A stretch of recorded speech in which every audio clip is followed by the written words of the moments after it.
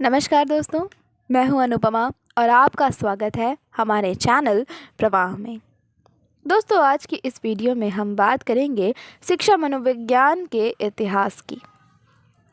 शिक्षा मनोविज्ञान का इतिहास उतना ही पुराना है जितना कि शिक्षा की प्रक्रिया। शिक्षा मनोविज्ञान के इतिहास को गौरवपूर्वक देखेंगे तो यह स्पष्टता पाएंगे कि शिक्षा मनोविज्ञान के क्षेत्र में समय समय पर बड़े बड़े वैज्ञानिकों द्वारा योगदान किया गया है। ग्रीक दार्शनिकों द्वारा किए गए योगदानों से शिक्षा मनोविज्ञान का इतिहास प्रारंभ होता माना गया है। डेमोक्रिटस पहले ऐसे दार्शनिक थे जिन्होंने बच्चों के व्यक्तित्व विकास में घरेलू शिक्षा के महत्व पर बल डाला था।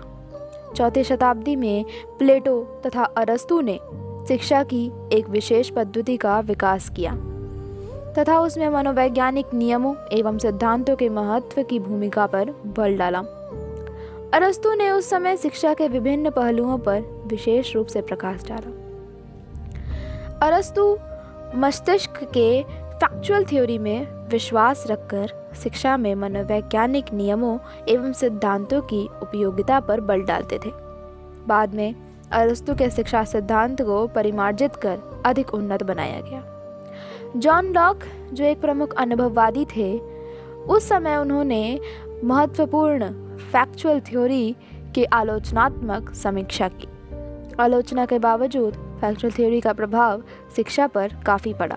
इस प्रभाव के परिणाम स्वरूप शिक्षा के एक नए सिद्धांत का जन्म हुआ, जिसे शिक्षा का औपचारिक अनुशासन सिद्धांत, theory of formal discipline of education की संज्ञा दी गई। इस सिद्धांत के अनुसार कुछ खास कठिन विषयों जैसे गणित, लैटिन तथा ग्रीक आदि के सीखने से व्यक्ति का मस्तिष्क काफ़ी प्रशिक्षित होता है, ऐसा कहा गया। और तब इस प्रशिक्षित मस्तिष्क का धनात्मक हस्तांतरण शिक्षा के हर क्षेत्र में होता है। शिक्षा मनोविज्ञान का इतिहास 1880 में फ्रांसिस गाल्टन द्वारा किए गए अभूतपूर्व योगदान से प्रारंभ होता है। गाल्टन ने वैयक्तिक विभिन्नता के अध्ययन पर अधिक बल डाला, जिसका परिणाम हुआ कि व्यक्ति की मानसिक क्षमता के मापन की ओर लोगों का ध्यान जाने लगा। गाल्टन पहले ऐसे मनोवैज्ञानिक थे जिन्होंने व्यक्ति की मानसिक क्षमता को मापने के लिए एक साइकोलॉजिकल टेस्ट का निर्माण किया। व्यक्तियों की बुद्धि की माप उनकी संवेदी क्षमताओं के आधार पर किया जाना चाहिए। इसके बाद जी स्टैनले हॉल ने प्रश्नावली के सहारे बच्चों के शैक्षिक व्यवहार पर अध्ययन कर लोगों का ध्यान इस ओर आकृष्ट किया।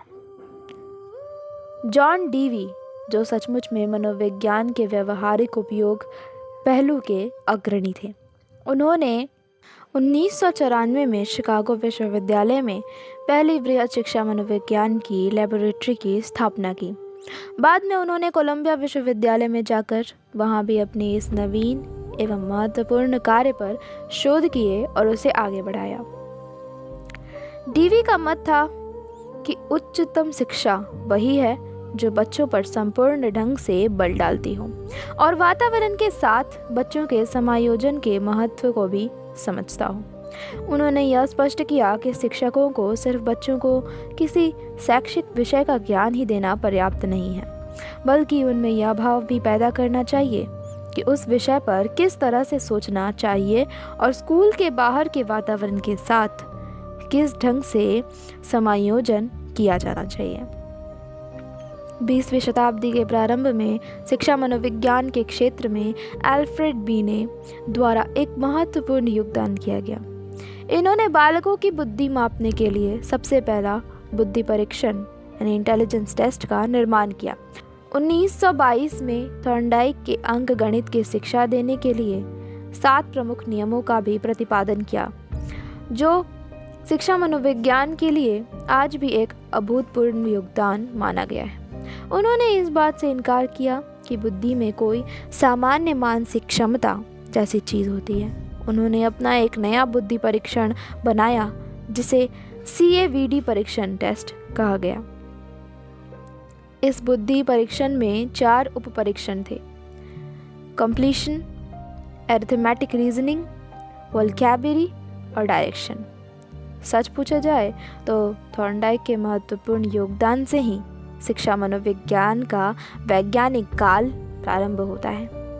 1950 के दशक में स्किनर ने कार्यक्रमित अधिगम के संप्रत्यय को विकसित किया, जिससे छात्रों के प्रत्येक उपलक्ष्य पर पहुंचने पर पुनर्बलन देते हुए उन्हें अंतिम लक्ष्य तक पहुंचने के लिए प्रेरित किया जाता है। स्किनर ने अपने आरंभिक प्रयास में एक शिक्षण मशीन, टीचिंग मशीन का सृजन किया, जो एक ट्यूटर के रूप में कार्य करता था तथा सही उत्तर देने पर छात्रों को पुनर्बलित भी करता था। स्किनर के इस व्यवहारपरक उपागम से वर्ग के शिक्षकों की बहुत सी आवश्यकताओं एवं लक्ष्यों की पूर्ति नहीं हो पाती थी। परिणाम स्वरूप इसकी प्रतिक्रिया के रूप में बेंजामिन ब्लूम ने 1950 वाले दशक में आरंभिक वर्षों में संज्ञानात्मक कौशलों का एक वर्गीकरण तैयार किया, जिसमें स्मरण, बोध, संश्लेषण तथा मूल्यांकन को सम्मिलित किया, और उन्होंने इस बात पर बल डाला कि शिक्षकों को इन कौशलों को छात्र में विकसित करना चाहिए और उनके उपयोग किए जाने पर बल डालना चाहिए। इसके परिणाम स्वरूप शिक्षा मनोविज्ञान में संज्ञानात्मक परिदर्श का प्रभाव बढ़ने लगा। 20वीं शताब्दी के अंतिम दशाब्दी में शिक्षा मनोविज्ञान द्वारा छात्रों के सामाजिक संवेगिक पहलुओं पर भी बल प्राप्त। 1950 के बाद शिक्षा मनोविज्ञान में तीव्र विकास हुआ। आजकल शिक्षा मनोविज्ञान सिर्फ सीखने तथा सिखाने के क्षेत्र में ही नहीं कार्य कर रहे, बल्कि वे अन्य संबंधित प्रमुख क्षेत्रों में जैसे मानसिक स्वास्थ्य, सामाजिक कोसमयोजन, शैक्षणिक एवं व्यावसायिक निर्देशन तथा मापन एवं मूल्यांकन जैसे नए नए क्षेत्रों में भी कार्यरत हैं। इन नए नए क्षेत्रों में भारतीय मनोवैज्ञानिकों द्वारा भी महत्वपूर्ण योगदान किए जा रहे हैं। तो दोस्तों, आज की वीडियो हम यहीं समाप्त करते हैं। आपको ये वीडियो कैसी लगी हमें ज़रूर बताएं कमेंट करके। अगर आपको ये वीडियो पसंद आई हो तो लाइक करें, अपने दोस्तों को शेयर करें।